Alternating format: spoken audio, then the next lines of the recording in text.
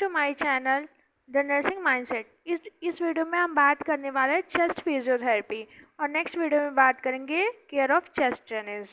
ठीक है, तो अब देखेंगे इसकी डेफिनेशन। चेस्ट फिजियोथेरेपी है क्या? एक एयरवे क्लियरेंस टेक्निक है जिसमें हम पॉस्चरल ड्रेनेज, परकशन और वाइब्रेशन का यूज़ करके फेफड़ों में से म्यूकस सिक्रीशन को लूजन करते हैं और बाहर निकालते हैं ताकि जो ब्रीदिंग है वो आसान हो सके और ऑक्सीजनेशन इम्प्रूव हो सके। तो नेक्स्ट पॉइंट देखेंगे पर्पस और इंडिकेशन। इसका पर्पस क्या है और इसके इंडिकेशन कौन कौन से हैं। तो पर्पस में क्या है? Excessive secretion remove. जितनी भी एक्सेसिव सिक्रीशंस होती हैं लंग्स के अंदर, फेफड़ों में, उनको क्या करता है? रिमूव करता है। एटेलेक्टेसिस यानी कि लंग्स कोलैप्स जो होता है उसको प्रिवेंट करता है, और अगर हो जाता है तो उसको ट्रीट करता है। ठीक है। गैस एक्सचेंज, जो ऑक्सीजन और कार्बन डाइऑक्साइड का एक्सचेंज होता है उसको भी इम्प्रूव करता है। फिर देखते हैं कौन कौन से डिजीज़ में इसका इंडिकेशन होता है। तो ये तो पर्पस था। इंडिकेशन क्या है? COPD, chronic obstructive pulmonary disease, bronchitis, pneumonia, cystic fibrosis के पेशेंट में ये हेल्पफुल होता है।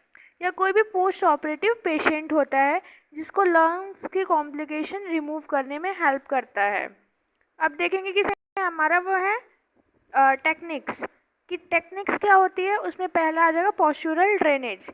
स्थिति के अनुसार सिक्रेशन कराना। पेशेंट की जैसी स्थिति होगी हम पोजीशन देते हैं और उस पोजीशन के अकॉर्डिंग हम सिक्रेशंस कराते हैं।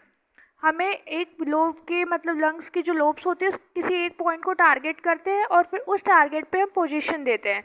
वो पोजीशन जो होती है वो म्यूकस पे ग्रेविटी लगाती है, जिसकी वजह से स्पेसिफिक लंग सेगमेंट के ऊपर और जो म्यूकस है उसको बाहर निकालने में हेल्पफुल होती है। सेकेंड है परकशन।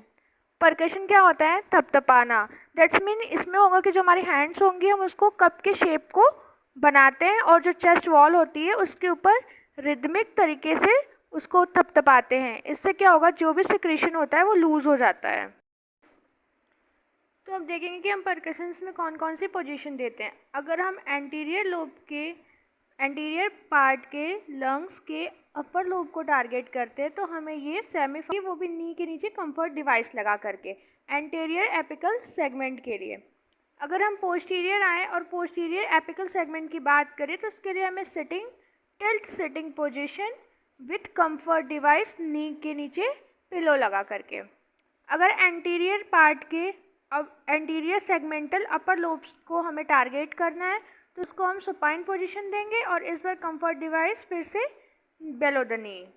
नेक्स्ट है अगर हमें right posterior segment upper lobe को टारगेट करना है तो हम कौन सा पोजीशन देते हैं? लेफ्ट लेटरल पोजीशन देते हैं। फिर उसके बाद हम प्रॉन पोजीशन देंगे, वो भी सेमीफाउलस में जो हमारा कंफर्ट डिवाइस है उसको लगा करके। ये पोजीशन किसको टारगेट करेगी? लेफ्ट पोस्टीरियर सेगमेंट को टारगेट करेगी, upper lobe of the lungs को, जहाँ ये ब्लू पॉइंट है उस पोर्शन को।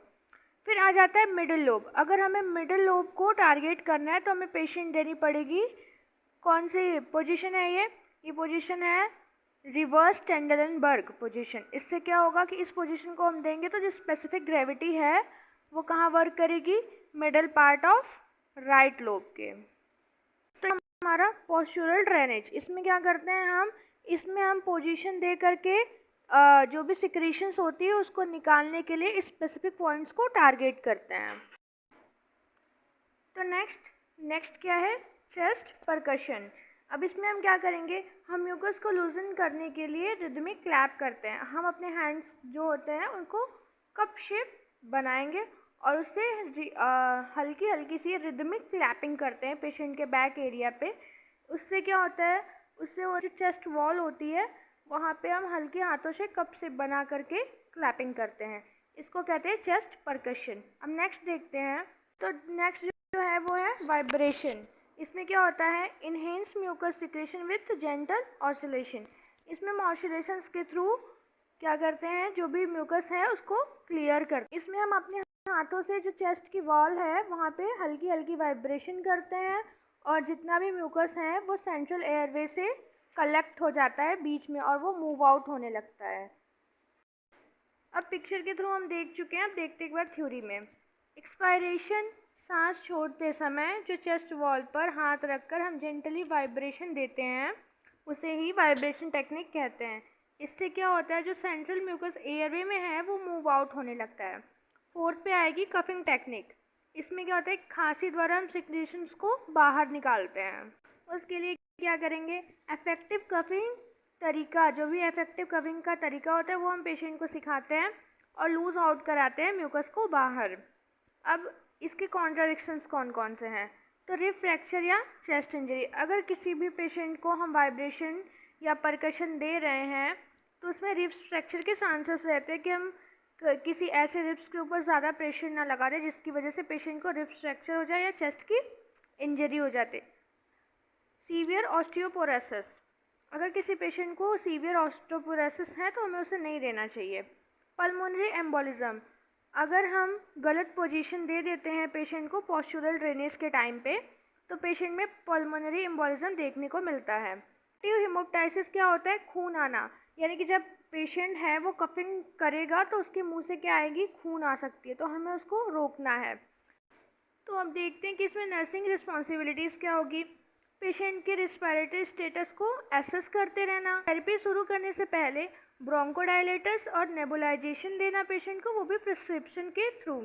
प्रोसीजर से पहले और बाद में वाइटल मॉनिटर करना मैंडेटरी होता है, क्योंकि पेशेंट का SpO2 कितना होता है या कितना है करंट टाइम में ये पता होना चाहिए।